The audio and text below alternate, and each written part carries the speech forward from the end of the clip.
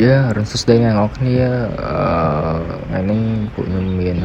cả đà lên thom đá sa mai muối đợi của nhung để tới ở tới nát ngày của nhung tới chật năng cứ của nhung tới Kirirom để xa ta biểu tha đà lên lên nó cứ dương từ ở bên cộng đồng thế cứ biểu tha dân chỉ khi tới dân từ mà chứng của nhung ở sơ ban thì bởi ban đây chơi này ở ban tích tuổi làm bày từ bao tầng hay của chúng ta lần người chẳng bia liên là chỉ tới picnic mẹ chỉ tới camping ấy thông đông ấy hay ban ba tông cái trang của chúng tổng test city chẳng làm lớn của chúng tới chính thì rồi ban test city dân do tông từ bộ muối do mèo cho thưa một thưa ấy nhằm về ngày chẳng được hơi người giác bạn của nhung màu bình bình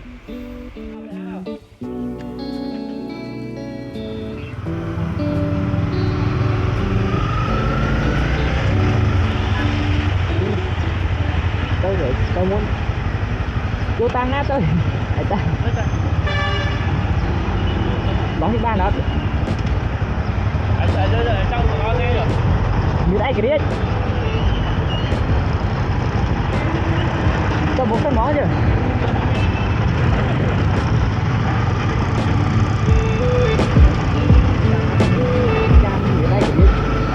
lâu nghĩ thôi thở đi.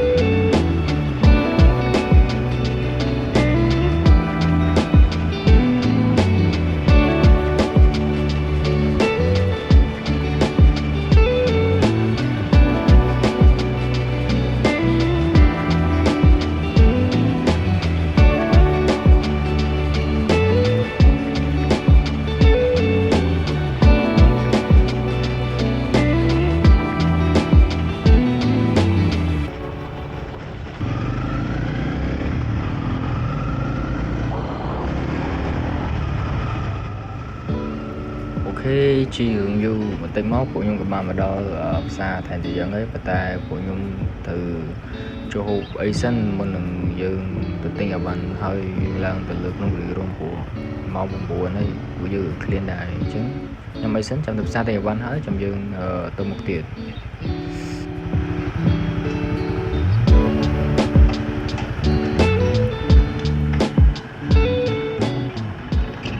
thì ấy xanh trong một tay bạn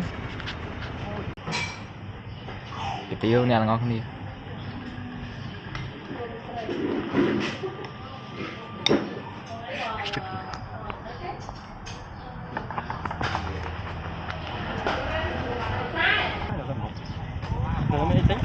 ồ tên ân chỉ đi chủ tôi một quên tới đa chốt xa món gì đông đông đến miền chốt xa chốt mấy chưa này hôn anh chỉ lấy lụ mắc lô mà đi chi mới pram ổn chi mới phèm giờ bà thở thầy mua nói nó thì thở nó vô được lạc lỗ rồi bà cặp hả nâng y coi cặp à hơi không cặp cặp trên đúng đúng không của nhưng mình có bật cam không vô tư bà lạ hơi ăn nhưng ông muốn EP1 thèm rồi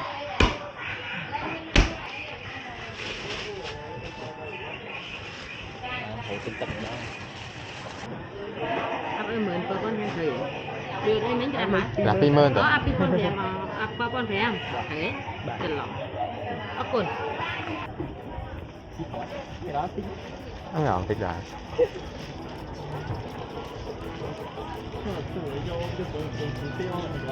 bày gõ vẫn trời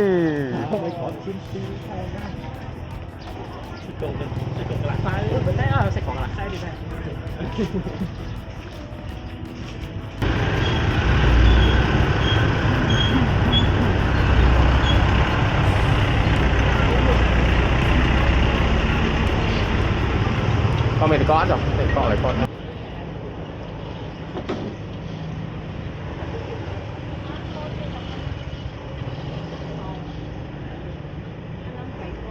បន្ទាប់ពីយើងជួបផ្សារទិញអីវ៉ាន់បានគ្រប់ហើយយើងមានរបស់ញ៉ាំរបស់អីគ្រប់គ្រាន់ហើយអញ្ចឹង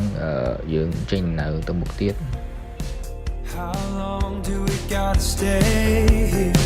for people we don't know in one lines? All of the clothes are designer, fast cars and who knows who. Yeah, I know what they wanna say. They're gonna ask me if I'm gonna make it. I don't care if I'm gonna have to fake it, long as I can be real with you. You're leaning into me, saying stay with me a while. If we leave right now, we can go to a going and gone. So take me home, we can run away to another place, somewhere we can be alone. Take me home, get you elevated till we're levitating, and you know that I've been dreaming about you, girl. No, it ain't a mystery. So take me home, I want you to take me home. Another sip of that Cabernet, the way it stains your lips, I wanna taste it. Take my hand, I know we can make it out the back door. Yeah. And now you're leaning into me, saying stay with me a while. If we leave right now, we can go to a going and gone. So take me home, we can run away to another place, somewhere we can be alone. Take me home, get you elevated till we're levitating, and you know that I've been dreaming about you, girl. No, it ain't a mystery. So take me home, I want you to take me home.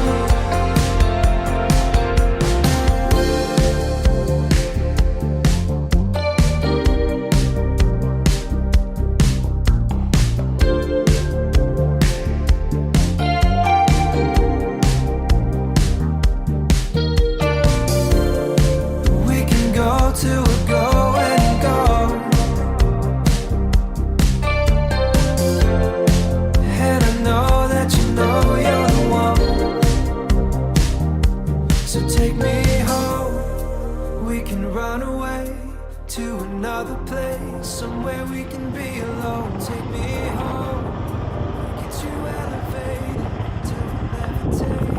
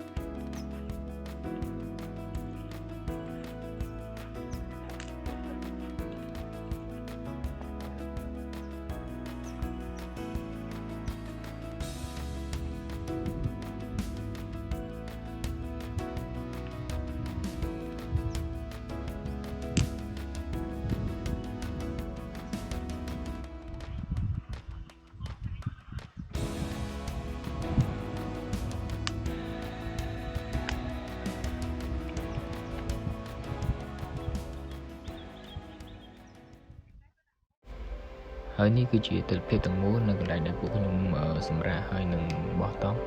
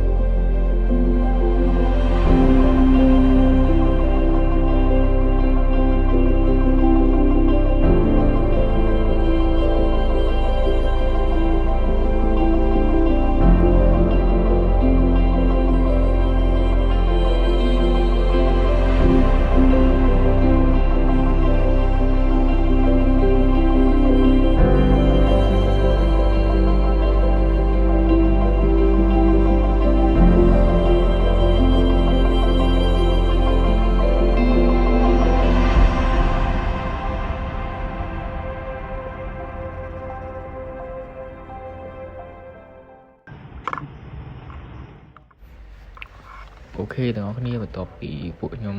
ធ្វើអីញ៉ាំហើយពួកខ្ញុំអង្គុយឈៀននៅគ្រីរ៉ុមមកល្ងាចឥឡូវយើងត្រឡប់ទៅផ្ទះវិញហើយឥឡូវហ្នឹងកំពុងតែមកដល់PTT នៅកំពង់ស្ពឺហើយខ្ញុំនឹងបញ្ចប់វីដេអូនឹងត្រឹមហ្នឹងអរគុណអ្នកទាំងអស់គ្នាសម្រាប់ការមើលពីដើមរហូតដល់ចប់ Goodbye.